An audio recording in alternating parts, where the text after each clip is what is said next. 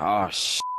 Here we go again. The village trembles as a monstrous fish demon emerges from the river, its massive jaws snapping as terrified villagers flee. Tang Sanzang, the young monk, stands frozen, clutching his scriptures, while chaos unfolds around him. Suddenly, the demon hunter, fearless and determined, steps forward, wielding nothing but his wit and spiritual techniques. With lightning-fast reflexes, he dodges the demon's thrashing tail and razor-sharp teeth, using his enchanted scrolls to weaken the beast.